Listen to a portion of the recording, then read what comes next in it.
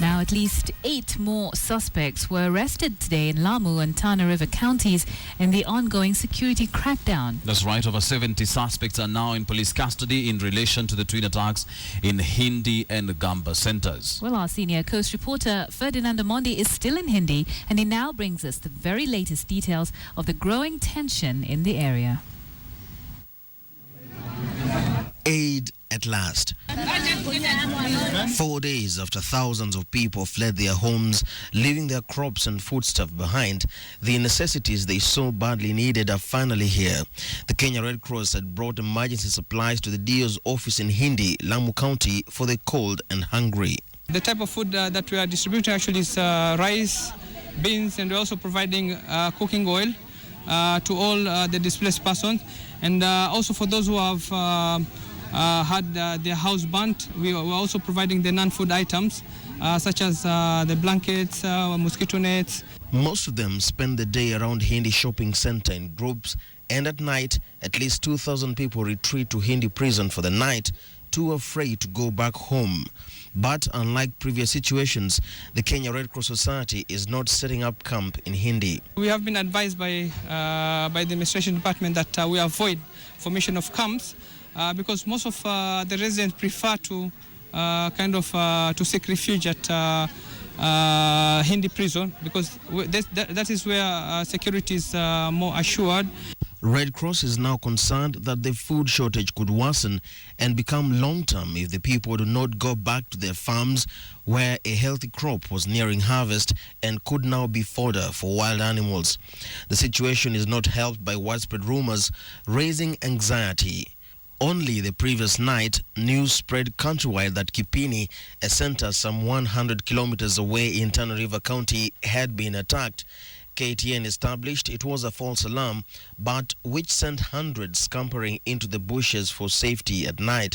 The administration is desperately trying to temper the anxiety. Wale wanaleta tension katika area hii, kuleta uvumi, kuleta propaganda. Serikali itawachukulia hatua kwa sababu hao ndio wanafanya watu wanatoroka kwenye mashamba.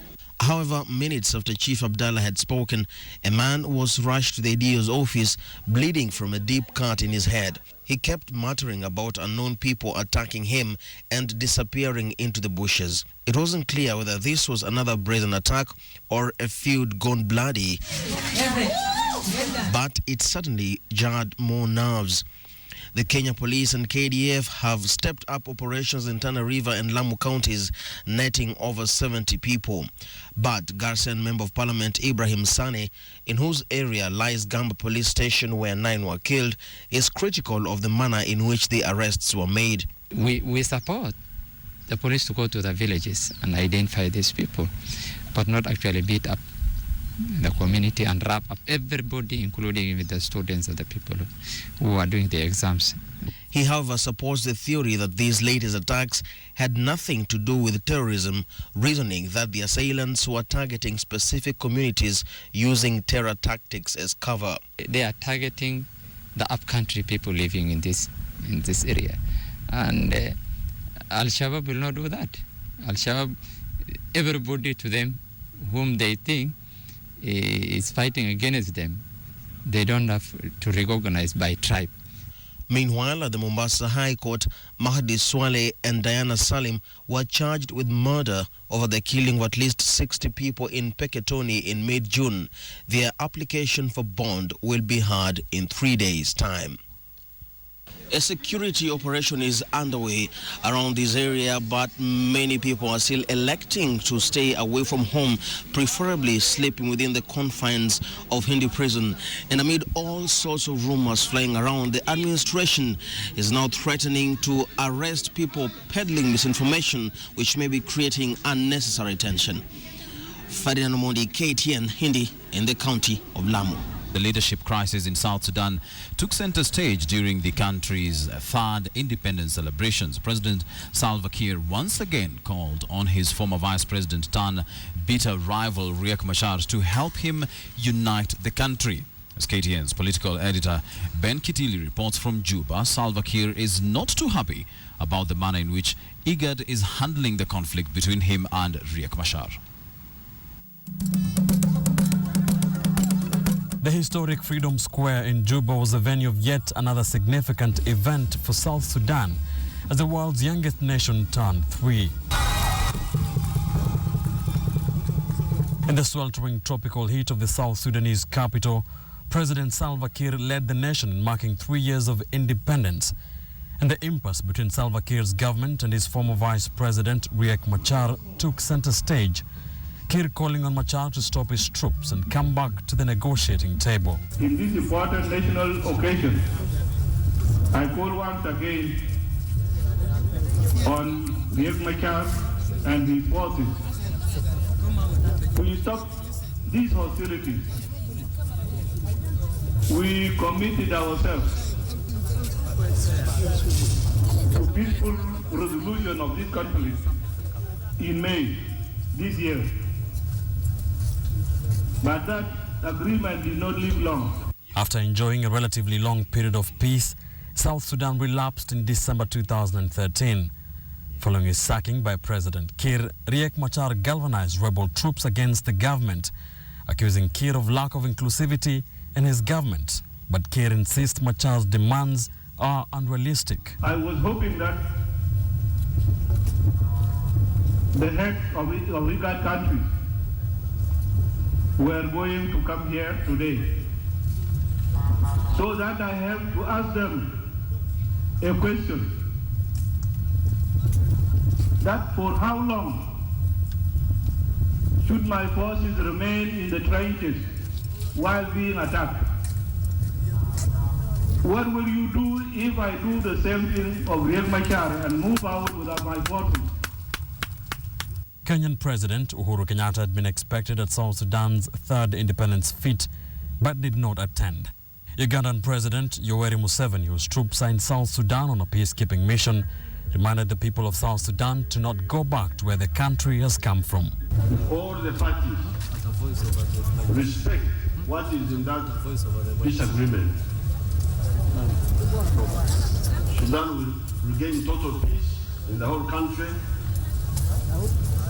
and you will continue on your journey of construction and development. The continued fighting has left hundreds dead and thousands of families displaced. South Sudan's rich oil resources have also taken a massive hit, slowing down the economy of the young nation. South Sudan now is 3 years old.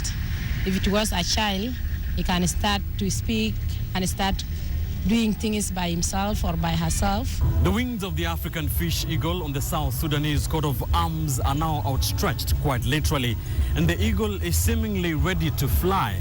Despite many challenges facing Salva Kiir's young administration, key among them stabilizing 9 troubled states out of 10, the people of South Sudan still expect much better, and they expect the rest of Africa to stand by their country to guide and support the continent's youngest nation. Ben Kitili, KTN, at the Freedom Square in Juba, South Sudan. And the celebration of South Sudan's independence couldn't have come at a more ironic period. The nation is caught up in a war not only pitting government forces against rebel forces, but also one that is dividing people along ethnic lines. KTN's Rita Tinina takes a look at the challenges facing South Sudan. It has been 3 years since South Sudan seceded from Sudan. The world's youngest nation gained independence after a majority of South Sudanese voted for secession in a January 2011 referendum following a 2005 peace deal that ended the continent's longest-running civil war.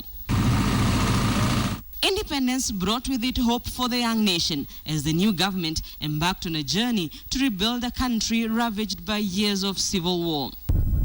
But even before the country marked its 3rd birthday, it was plunged into a crisis yet again. Fighting began in December last year after President Salva Kiir accused his Vice President Riek Machar of plotting a coup. The power struggle has divided South Sudan along ethnic lines, with conflict between Salva Kiir's Dinka tribe and Riek Machar's Nuer. Following fighting between government troops and rebel forces, thousands have been killed, over 1 million people displaced from their homes, and millions more are in dire need of humanitarian assistance. But some feel there is still something to celebrate. We have a government we have the institutions, we have at least achieved our independence. But to Rebecca Garang, widow of the founder of the Sudan People's Liberation Army, John Garang, the current conflict is just one of the challenges facing South Sudan. The formation of our government, yes, we form our governments, it was okay, but we started, one step was corruption. The second step was nepotism. The third step, not delivering the services to the people of South Sudan. This is a problem. The Intergovernmental Authority on Development, IGAD, is mediating peace talks between the government and rebels in Addis Ababa. A ceasefire agreed upon on the 23rd of January and renewed twice in May has not been honored by either side. The rebels have boycotted the talks over a row on the parties to the talks. Our president said that he does not make a mistake. And this is why Addis Ababa will never go forward. We must always accept. We have no control of it. The failure of the talks came as a result of the rebels walking out from the talks. The government sees the current conflict as a challenge that will soon be overcome, but to others, much more needs to be done. This is just the first test. The first test that we look forward to pass. We need to sit down and talk so that we can see how can we come back on the track. The conflict has no doubt slowed down the gains South Sudan has made since gaining independence, and the young nation will need to work extra hard to pick up the pieces. Rita Tinina, KTN. Well, even as Salva Kiir's government led the independence celebrations in Juba, as we just saw there, a group representing factions of the Sudanese People's Liberation Movement from 10 states insists that their country has nothing to celebrate. Speaking here in Nairobi, the group said that the political and humanitarian situation in South Sudan are just as bad as they were 3 years ago. 3 years down the road, we met a very serious problem in the country, which is related to leadership issues to do with governance. The country is now in serious crisis. International community, including the region, please, I plead and I call upon you that come and help us restore democracy in South Sudan. We need you. We need your guidance. We need peace in South Sudan. The peace talk in Addis Ababa is taking so long, while the innocent civilians are dying. Let's go to the ICC now, and the Attorney General, Professor Githu Muigai, today appeared before the International Criminal Court, where together with the Office of the Prosecution gave an update on the status of cooperation on President Uhuru Kenyatta's case. The prosecution said the government of Kenya had not provided all the records they had requested. But as Edith Kimani now explains, the Attorney General complained that the ICC prosecution team had left the work of investigating evidence to the government of Kenya. The status conference at the International Criminal Court was uncharacteristically heated, especially in the afternoon session that was open to the public. In fact, at one point, the presiding judge, Kuniko Ozaki, had to ask the parties and participants to avoid using language which she described as provocative. Now, on the agenda were various issues, but let me just highlight the key ones. The Office of the Prosecution had requested the government of Kenya to provide land records of President Uhuru Kenyatta. Now, on this, they said that the Ministry of Lands, through the Cabinet Secretary Charity Ngilu, had written back to them saying that the Lands Registry was going through what she called a very serious reorganization, and that they had yet not found any land or title under the name of Uhuru Kenyatta. Now, Githu Muigai, in response to this, said that there's not much that the Kenyan government could have done, especially because of those practical reasons. On the agenda was also the issue of bank statements. Fatu Bensouda, who is leading the prosecution team, had asked the government of Kenya to provide these records, as she said they would be crucial in her case against the president. Now, on this, the prosecution did admit that while the government of Kenya had provided them with the bank records they had asked for, they would have preferred if those bank statements were backdated. The ones that they got were specifically for the period during the post-election violence, and they said they needed more bank records to be able to do a comparative analysis of just how money was flowing in and out of President Uhuru Kenyatta's accounts. But Stephen K., who is the legal counsel for Uhuru Kenyatta, is not convinced that these financial records are going to aid the prosecution's case. Listen to what he says. All concern allegations of cash. Millions of shillings that we heard about was what was required to fund the PEV. There is not a single payment that fits that description. Then there was a touchy issue of phone records. Now, the Office of the Prosecution had requested for phone records of numbers registered to, affiliated with, or frequently used by President Uhuru Kenyatta. They said this would help them monitor where exactly he was, who he was talking to, and probably even what he was talking about during the period of the post-election violence. And this is what Professor Githu Muigai and legal counsel Stephen K. had to say about that. The prosecutor has requested that we search for any numbers that were in use by Mr. Uhuru Kenyatta.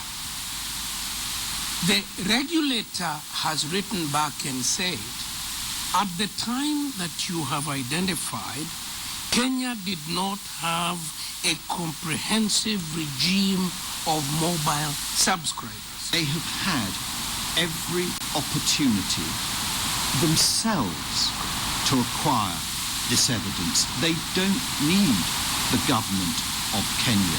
In these oral submissions, the parties have now been requested by the court to file written submissions on the same. We're talking about the issue of cooperation between the government of Kenya and the International Criminal Court. But the case has not even begun. The trial date still remains 7th October 2014, and we are likely to see the court make a determination on the files which are going to be submitted today, and also possibly another status conference in between. Edith Kimani, KTN. And speaking of funds, can you imagine not receiving a paycheck for more than a year? Well, Kenya Police Reservists in the North Rift region are crying foul, saying they've not been paid since the 2013 general election.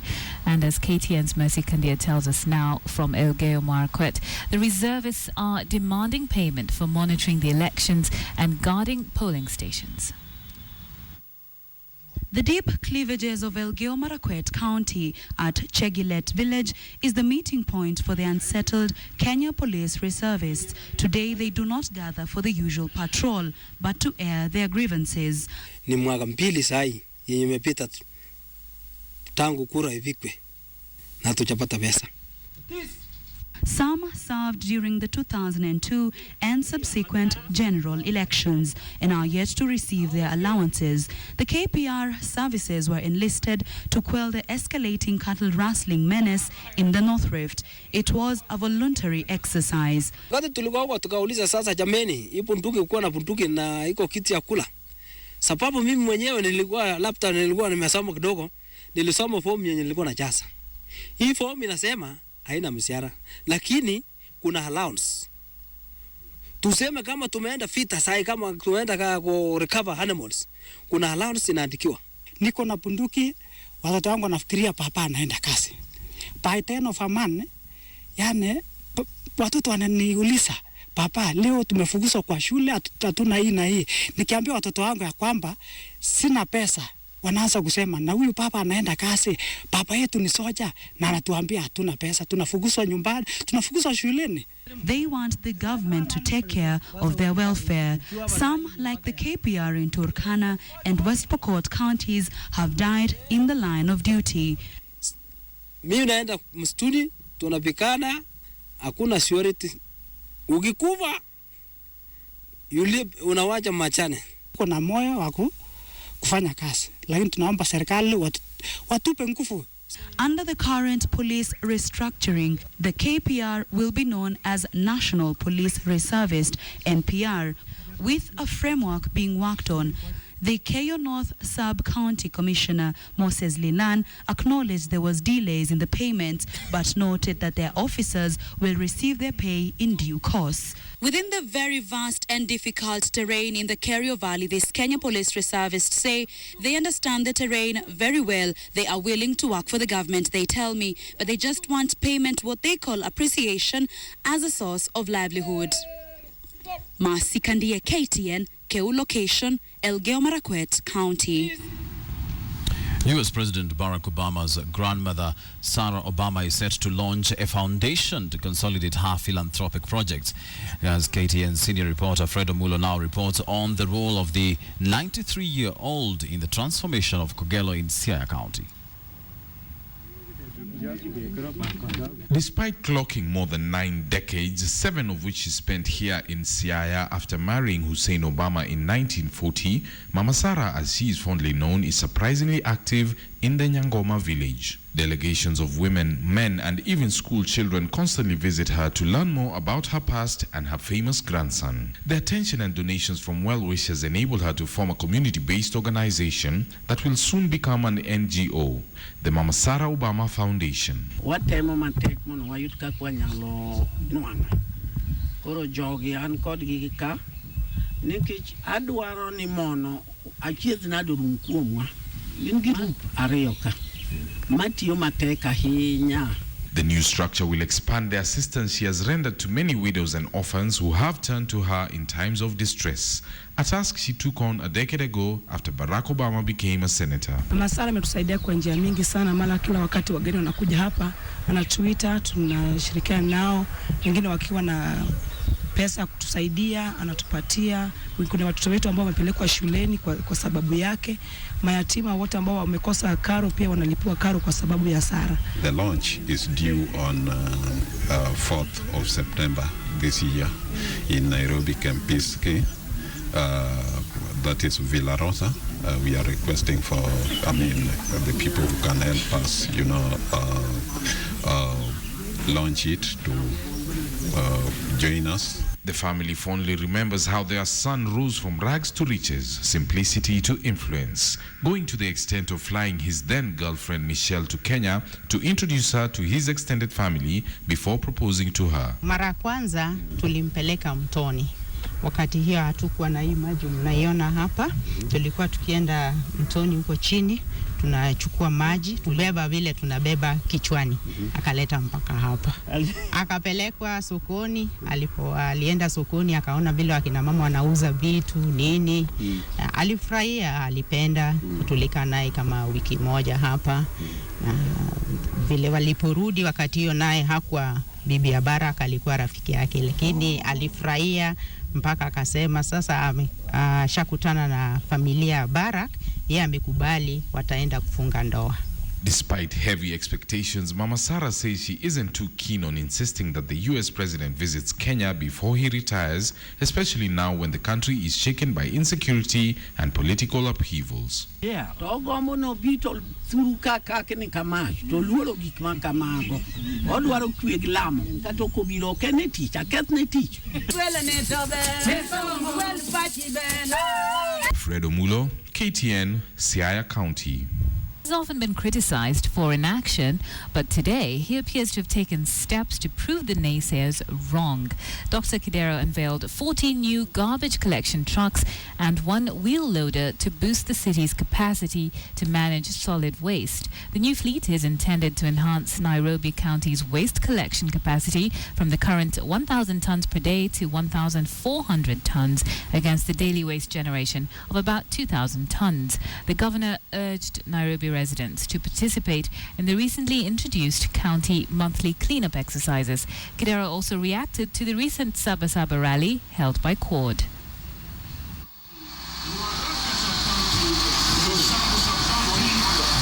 What we will not support is stopping people from going to work.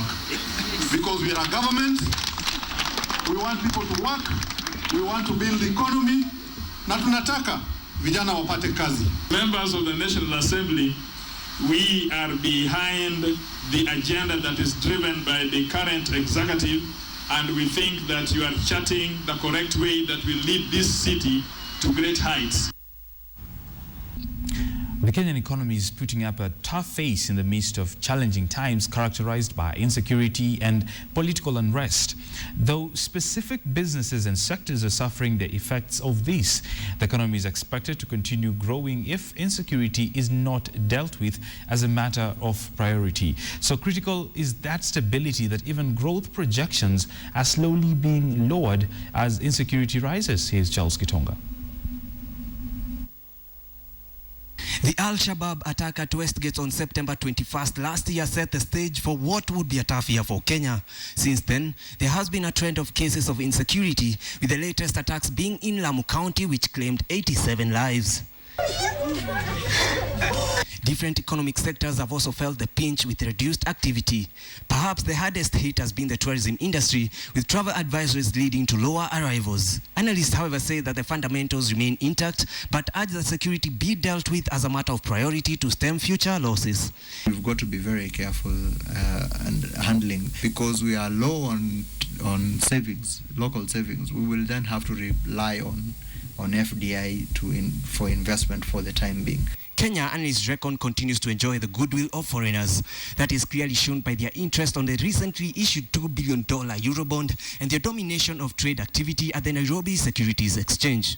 Some sort of endorsement in Kenya's economy from foreigners. Politics is yet another potent ingredient to this delicate mix.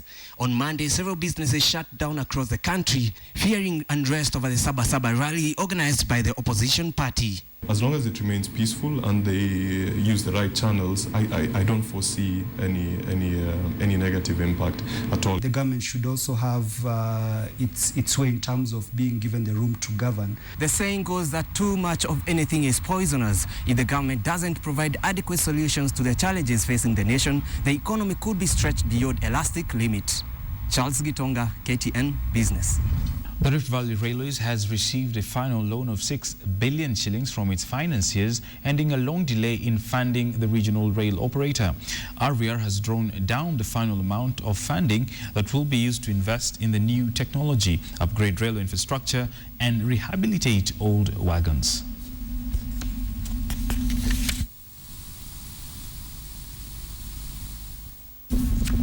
Mobile service provider Safaricom and KCB today penned an unusual partnership that will see them offer small and medium enterprises a range of communication and financial products.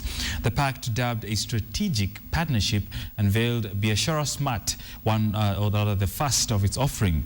Now, the deal will see SMEs access unsecured loan packages from KCB, web hosting and professional emails and a bank account, over and above capacity building initiatives and reward programs aimed at connecting, empowering and growth of local SMEs at a time when local SMEs are contributing more than 45% to the GDP. However, many see this as Safaricom's answer to the onslaught of virtual mobile network operators that have recently set up in the mobile money space. I am a strong believer that the difference between what you see as impossible one day and what is possible today is really determination. There are not too many aspects. Anything that we want to do, we want to run in our business, may have run before, may have been seen in another market. Our challenge for our enterprises is that we are creating a one-stop shop, same-day business, same-day engagement. And this is not a one-off engagement. In the coming months, we'll have different activities through which we will actualize the aspirations to help businesses grow to the next level. All this, and I think many more other transformational processes in trying to make sure we deal with issues of making it easy for people to start business, will, in partnership with some of the initiatives that we are beginning to experience today, will go a long way in making sure that we will take this country forward. The government, the central bank, has recently unveiled a new base rate that will be used in pricing the bank loans going forward as it seeks to increase supply of private sector credit and mortgage finance in the country. But how exactly does this affect you? Well, here's how.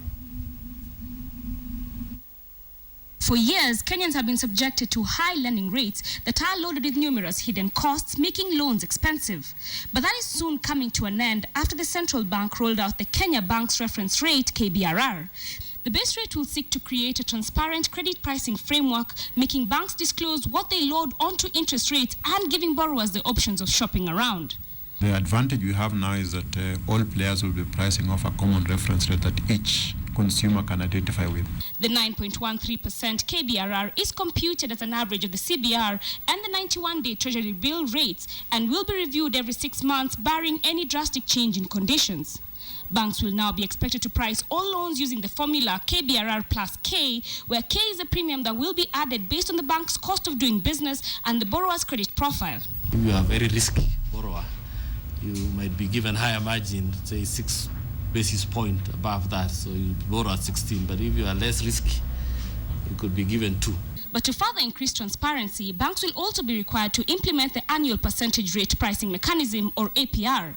This will require banks to disclose the total cost associated with procuring a loan.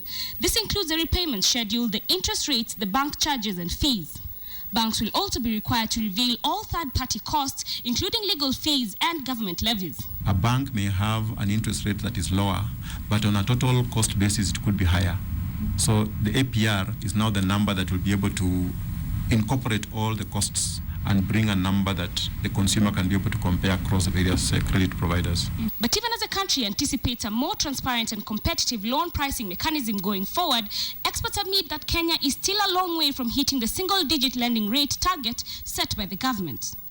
Other than making the whole pricing process transparent, I'm not sure there'll be much in terms of benefits from that.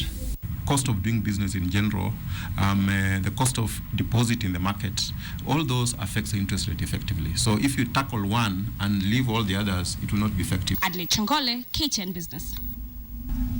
And finally, micro-entrepreneurs in the country have been challenged to manage their businesses professionally if they are to grow.